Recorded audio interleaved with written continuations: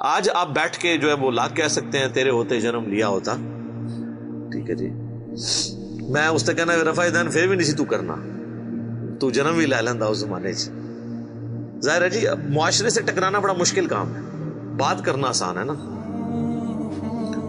تو اس پہ ایک میرا کلپ بھی ہے تیرے ہوتے جنم لیا ہوتا, جس میں نے وہ صحیح مسلم کی حدیث بیان کی تھی. آپ صحیح مسلم میں جا کے نا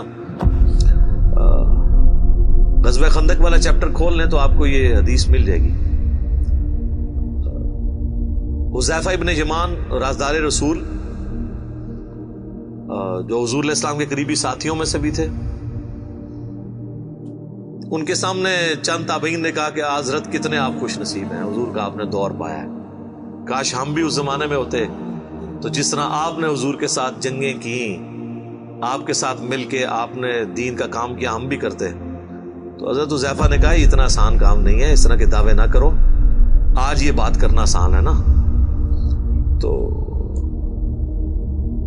نبی صلی اللہ علیہ وآلہ وسلم کے مبارک زمانے میں انہوں نے کہا میں تمہیں ایک واقعہ صرف سناتا ہوں کہ غزوہ خندق کے موقع پہ سخت سردیوں کی رات تھی, تو حضور علیہ السلام نے ندا دی اصحاب میں کہ کون ہے جو جا کے کافروں کی جاسوسی کرے ایک سخت رات کے اندر اور جنت میں اللہ کے نبی کا پڑوس حاصل کر لے. اللہ اکبر, ہاں سبحان اللہ. اوتے کو نکلوتا. دوسری دفعہ آپ نے اناؤنسمنٹ کی, کوئی نہیں کھڑا ہوا. تیسری دفعہ اناؤنسمنٹ کی, کوئی نہیں کھڑا ہوا. سب یہی کہتے خود ہی حضور کسی کی ڈیوٹی لگا دیں, اتنی سخت سردیاں, اور پھر کافروں کے تیروں کا اندیشہ بھی تھا. حتیٰ کہ بخاری مسلم میں آتا ہے کہ آپ علیہ السلام کی نماز عصر اور مغرب قضا ہو گئی تھی اسی میں, عشاء کے وقت میں جا کے آپ نے نمازیں پڑھی, کیونکہ وہ سامنے سے تیر آتے تھے. تو ظاہر ہے جو رات کو اگر یہاں سے کوئی جاسوسی کے لیے جاتا تو وہاں بھی تو ان کے ایجنٹ کھڑے ہوئے تھے. تو 3 دفعہ آپ نے اناؤنسمنٹ کی, چوتھی دفعہ آپ نے فرمایا حذیفہ. تو حضرت حذیفہ کہتے ہیں میں نے دل میں سوچا لو جی اب میں مارا گیا, میری ڈیوٹی لگ گئی. اچھا یہ ان کی سچائی تھی, انہوں نے بتا دیا. یہاں تو لوگ ایکٹنگ کرتے ہیں نا جی, میں تو آج تک جناب میں تو گل منہ تے کرنا, آج تک کسی بندے نو سنیا جو جھوٹے تے جھوٹے نو بھی وہ کہے ہوئے کہ میں پیچھے گل کرنا, تکیہ کلام ہے کرتے رہو, میں تو منہ تے گل سیدھی کری دی جی.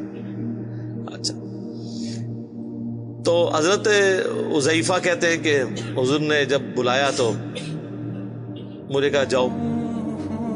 ان کا میں تو پھر اب انکار تو نہیں کر سکتا تھا, تو حکم آ گیا. پہلے تو ایک آپشن بھی تھا بچنے کا. کہتے میں اپنی جگہ سے اٹھا اور میں دل میں سوچ رہا تھا کتنی ٹھنڈ بار, اور اس حالت میں جاؤں گا.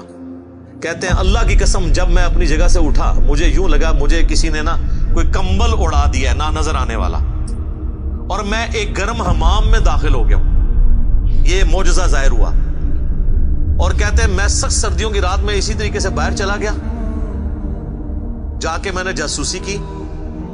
اور کہتے ہیں کہ ایک لمحہ آیا کہ ابو سفیان میرے ایک تیر کے نشانے پہ تھا, تو میں نے کوشش کی کہ میں اس کو ادھر ہی مار دوں, لیکن مجھے حضور کی بات یاد آئی, آپ نے بھیجتے وقت کہا تھا کہ دیکھنا کسی پہ تیر نہیں چلانا, کوئی نواں ماز نہ کھول کے آ جائے, ایک کام نہ کریں. تو کہتے ہیں پھر میں رک گیا, ابھی حضور نے منع کیا. ظاہر ہے پھر رات کو جنگ چھڑ جاتی, پھر ایک نیا.